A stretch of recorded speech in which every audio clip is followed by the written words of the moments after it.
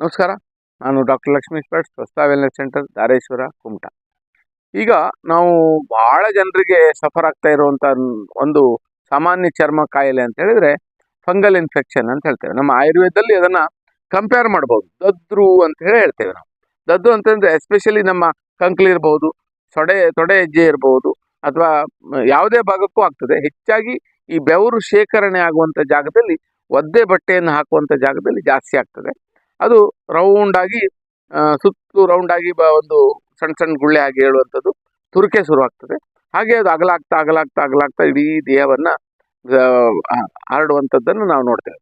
ತುಂಬ ಯಾರು ಹೈಜಿನಿಕ್ ಆಗಿ ಕ್ಲೀನಾಗಿ ಇರುವುದಿಲ್ವೋ, ಯಾರು ಸರಿಯಾದ ಒಂದು ಸ್ನಾನ ಮಾಡುವಂಥದ್ದು, ಸ್ನಾನ ಆದ ನಂತರ ಒದ್ದೆ ಬಟ್ಟೆಯನ್ನು ಹಾಕುವಂಥ ಅಭ್ಯಾಸ ಇರ್ತದೋ ಅಂಥವರಿಗೆ ಇದು ಜಾಸ್ತಿ ನಾನು ನೋಡಿದಾಗೆ.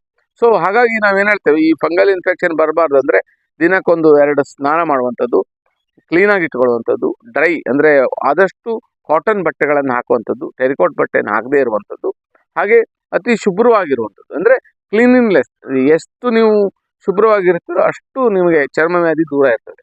ಹಾಗಾಗಿ ಒಂದು ಕಾಮನ್ ಆಗಿ ಈ ಒಂದು ಏನು ಫಂಗಸ್ ಹೇಳುವಂಥದ್ದು ನಮ್ಮ ಬಹಳಷ್ಟು ಜನರಲ್ಲಿ ನೋಡ್ತೇವೆ. ಸೊ ಎಸ್ಪೆಷಲಿ ಈ ಡಯಾಬಿಟಿಕ್ ಇರೋರಲ್ಲಿ ಇದನ್ನು ಸಾಮಾನ್ಯವಾಗಿ ನೋಡ್ತೇವೆ. ಯಾಕೆಂದರೆ ಡಯಾಬಿಟಿಕ್ಸ್ ಇರೋರಲ್ಲಿ ಏನಾಗ್ತದೆ, ಚರ್ಮದಲ್ಲಿ ಅಥವಾ ಒಂದು ಚರ್ಮದ ಭಾಗದಲ್ಲಿ ಒಂದು ಸಕ್ಕರೆ ಅಂಶ ಜಾಸ್ತಿ ಇದ್ದಾಗ ಈ ಕ್ಯಾಂಡಿಡಿಯಾಸ್ ಹೇಳುವಂಥ ಈ ಫಂಗಸ್ ಕ್ರಿಮಿಗಳಿರ್ತವೆ, ಅವು ಚರ್ಮವನ್ನು ಬೇಗ ಕ್ಲಿಯರ್ಸ್ ಮಾಡಿ ಅವುಗಳಿಗೆ ಒಂದು ವಂಶಾಭಿವೃದ್ಧಿ ಮಾಡಲಿಕ್ಕೆ ಅನುಕೂಲ ಆಗುವಂಥ ಒಂದು ಸ್ಥಿತಿ ನಿರ್ಮಾಣ ಆಗಿರ್ತದೆ. ಇಮ್ಯುನಿಟಿ ಕಡಿಮೆ ಇರ್ತದೆ.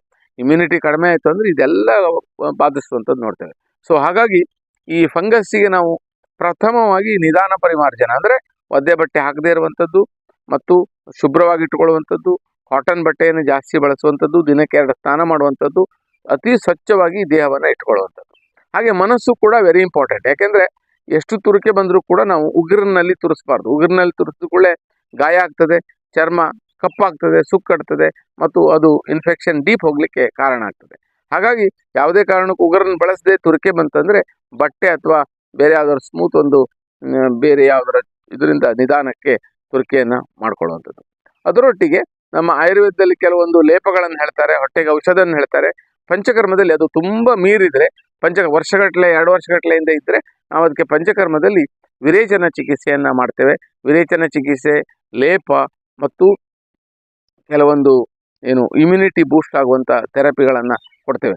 ಆಗ ಏನಾಗ್ತದೆ, ಬಾಡಿಯಲ್ಲಿ ಇಮ್ಯುನಿಟಿ ಜಾಸ್ತಿಯಾಗಿ ಆಟೋಮೆಟಿಕ್ ಆಗಿ ಸ್ಕಿನ್ನಲ್ಲಿರುವಂಥ ಇನ್ಫೆಕ್ಷನ್ನು ದೂರ ಆಗ್ತದೆ. ಹಾಗಾಗಿ ಈ ಫಂಗಲನ್ನು